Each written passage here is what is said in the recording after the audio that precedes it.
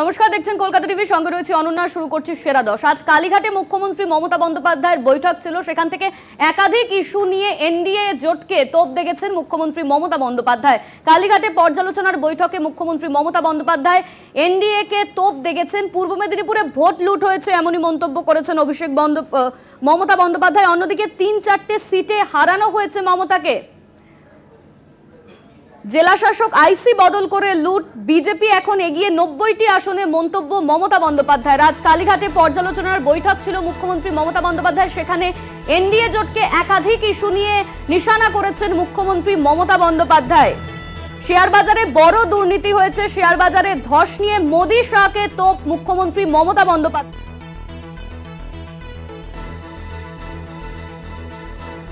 পূর্ব মেদিনীপুরের ভোট লুট নিয়ে মুখ্যমন্ত্রী মমতা বন্দ্যোপাধ্যায় তিনি আজ কি বলেছেন শোনাবো আপনাদের।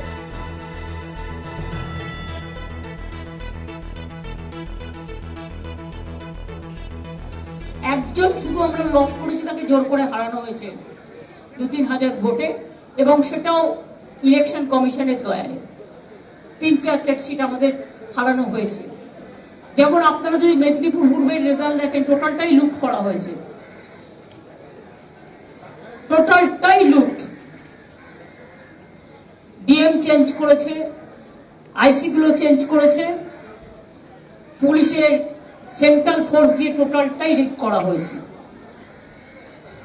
মনে হচ্ছে যেন একটা আইসোলেটেড লুটেরা দ্বীপ তৈরি হয়েছে লুট করবার, টাকা পয়সা থেকে শুরু করে জনগণের ভোট। অন্যদিকে কালীঘাটের পর্যালোচনার বৈঠকে শেয়ার বাজারে বড় দুর্নীতি হয়েছে এমনও মন্তব্য করেছেন মুখ্যমন্ত্রী মমতা বন্দ্যোপাধ্যায়। শেয়ার বাজারে ধস নিয়ে মোদি শাহকে তোপ মুখ্যমন্ত্রীর। কি বলেছেন মুখ্যমন্ত্রী মমতা বন্দ্যোপাধ্যায় শোনাবো আপনাদের। সাতটা বাজারে শেয়ার বাজার, এতে বিগত বড় স্ক্যাম হয়ে গেছে। এক্সিট পোলের মধ্যে দিয়ে কখনো বা ইলেকশন ডিক্লেয়ার হওয়ার আগেই আপনারা ইলেকশন ডিক্লেয়ার করে দিয়েছেন। It's a big crime. এটা নিয়েও আমরাও ভাবনা করছি যে আমরা আইনের পথে যেতে পারি কিনা। কালীঘাটে পর্যালোচনার বৈঠক ছিল আজকে মুখ্যমন্ত্রী মমতা বন্দ্যোপাধ্যায়। সেখানে একাধিক ইস্যু নিয়ে এনডিএ জোটকে তোপ দেখেছেন মমতা বন্দ্যোপাধ্যায়। পূর্ব মেদিনীপুরে ভোট লুট হয়েছে এমন মন্তব্য করেছেন তিনি। অন্যদিকে 3-4টে সিটে হারানো হয়েছে বলেও দাবি করেছেন মমতা। জেলা শাসক আইসি বদল করে লুট, বিজেপি এখন এগিয়ে রয়েছে 90টি আসনে, শেয়ার বাজারে বড় দুর্নীতি হয়েছে, মোদি শাহকে তোপ মুখ্যমন্ত্রী মমতা বন্দ্যোপাধ্যায়ের। এটা কেউ ভাববেন না ইন্ডিয়া আজকে স্টেক করেনি বলে কাল করবে না। We are waiting and watching the situation. Country needs change. মোদিকে কেউ চায় না। এত বড় হারের পরেও মোদি বাবুর উচিত ছিল এটা অন্য কাউকে ছেড়ে দেওয়া। আর এটা নয় শুধু ভয় দেখিয়ে, চমকে ধমকে, 2/3 মেজরিটি দেখিয়ে, সকল 147 জনকে তাড়িয়ে দিয়ে যে কোনো বিল পাস করে দেবে।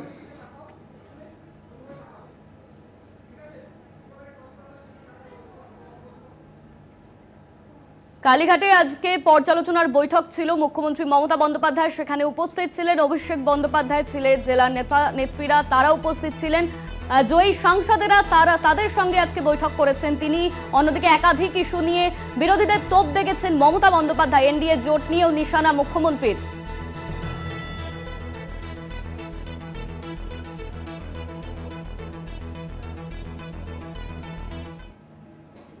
কালীঘাটে পর্যালোচনার বৈঠকে মুখ্যমন্ত্রী মমতা বন্দ্যোপাধ্যায় তিনি ঠিক কি বলেছেন আমরা জানবো। আমাদের সঙ্গে রয়েছেন সরাসরি কালীঘাট থেকে আমাদের বিশেষ প্রতিনিধি দেবজ্যোতি ঘোষ।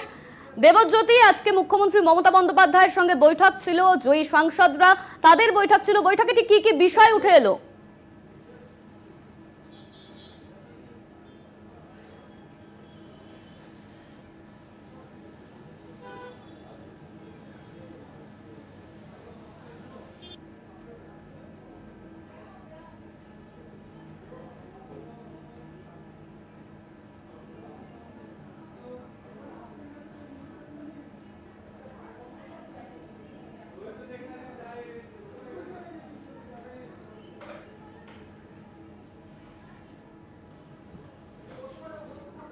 মুখ্যমন্ত্রী মমতা বন্দ্যোপাধ্যায় তার আজকে বৈঠক ছিল, বৈঠকে বেশ কিছু বিষয় নিয়ে আলোচনা করেছেন মমতা বন্দ্যোপাধ্যায়। পূর্ব মেদিনীপুরে ভোট লুট হয়েছে এমন মন্তব্য করেছেন তিনি। 3-4টে সিটে হারানো হয়েছে, শেয়ার বাজারে বড় দুর্নীতি হয়েছে বলে মন্তব্য করেছেন মমতা বন্দ্যোপাধ্যায়। শেয়ার বাজারে ধস নিয়ে মোদি শাখে তোপ মমতার, এক্সিট পোল নিয়ে বড় দুর্নীতি হয়েছে এমনও মন্তব্য করেছেন তিনি। এবারের ভোটে 192টি আসনে এগিয়ে আছি বলেছেন মমতা বন্দ্যোপাধ্যায়। কালীঘাটে পর্যালোচনা বৈঠকে এনডিএ কে নিশানা মমতা বন্দ্যোপাধ্যায়ের।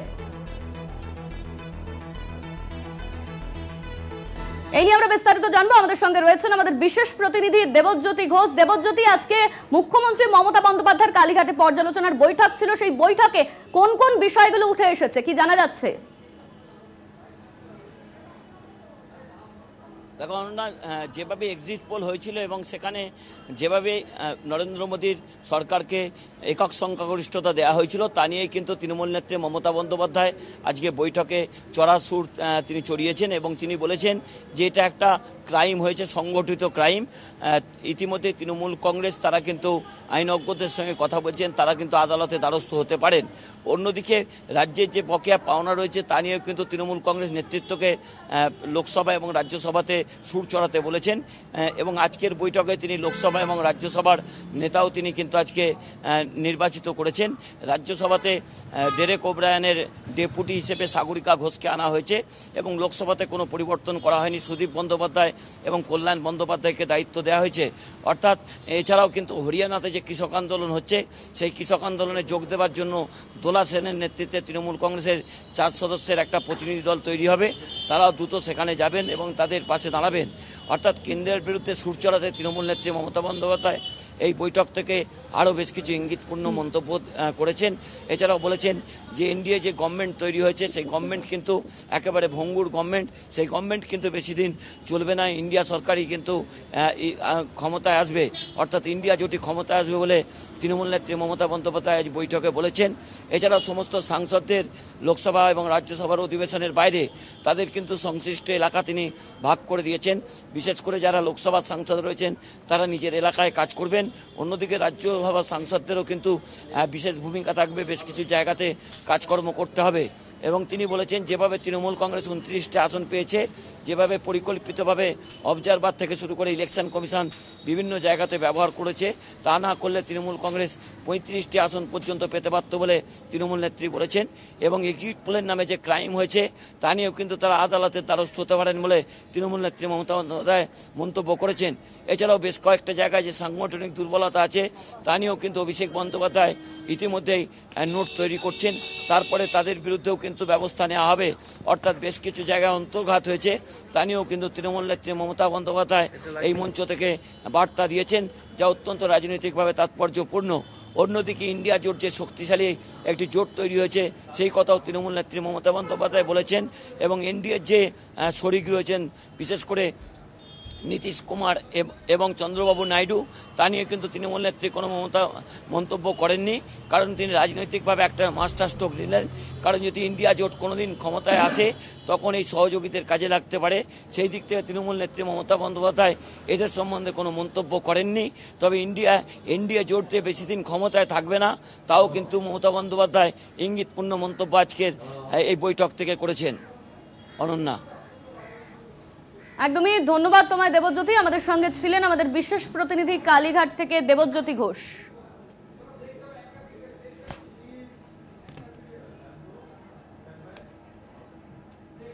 সেরা দর্শক, এখন সময় একটা ছোট্ট বিরতির, ফিরছি বিরতির পর সঙ্গে থাকুন।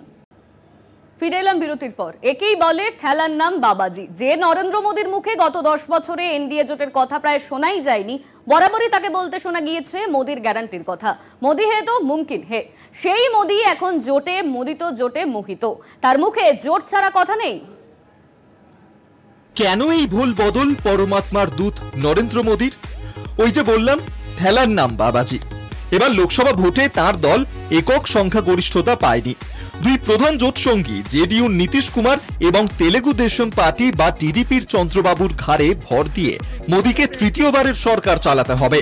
তাই তার মুখে এখন শুধুই জোট ধর্মের কথা। 3 दशक एनडीए ये सामान्य घटना नहीं है। শুক্রবার এনডিএর প্রথম বৈঠকেই মোদী শরিকদের পাশে নিয়ে চলার বার্তা দিয়েছেন। তিনি জোর দিয়েছেন সর্বমত এবং বিশ্বাসের ওপর। তাঁর দাবি, এই এনডিএ জোট আগামী 10 বছর ক্ষমতায় থাকবে। ওই বৈঠকে জোটসঙ্গী নীতিশ কুমার, চন্দ্রবাবুরাও মোদীকে প্রশংসায় ভরিয়ে দিয়েছেন।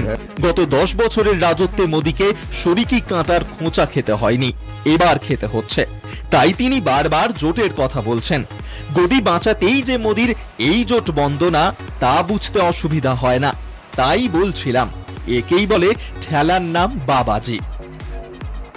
কলকাতা টিভি। কেন এই ভুল? সেরা দর্শক, এখন সময় আরো একটা বিরতির। ফিরছে বিরতির পর, সঙ্গে থাকুন।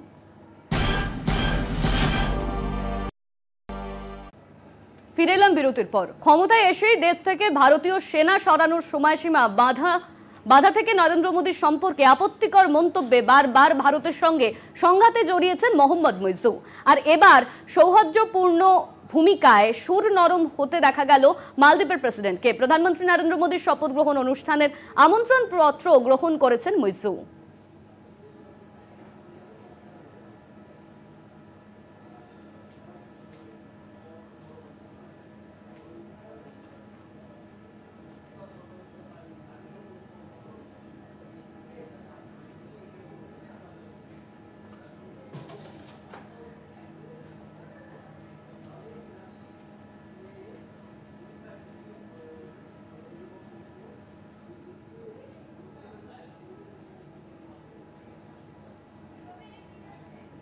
সপ্তাহান্তে তীব্র গরম ও অস্বস্তি। শনি থেকে মঙ্গলবার পর্যন্ত তাপপ্রবাহের পরিস্থিতি। পশ্চিমের 4 জেলায় তাপপ্রবাহের সতর্কতা জারি। কলকাতা সহ দক্ষিণবঙ্গে বাকি জেলাতেও আর্দ্রতাজনিত অস্বস্তি চরমে উঠবে। দক্ষিণবঙ্গে কাঠফাটা রোদ থাকলেও উত্তরবঙ্গে বৃষ্টির পূর্বাভাস। কয়েকদিন আগেই 52 ডিগ্রিতে পৌঁছেছিল দিল্লির তাপমাত্রা। তাপপ্রবাহের জেরে উত্তরপ্রদেশ, বিহারে প্রাণ গিয়েছে অনেকের।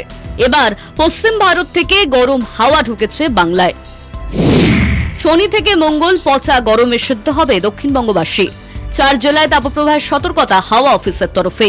শনি ও রবিবার পশ্চিম বর্ধমান, পশ্চিম মেদিনীপুর এবং বাঁকুড়া, এই 3 জেলায় তাপপ্রবাহের পরিস্থিতি থাকবে।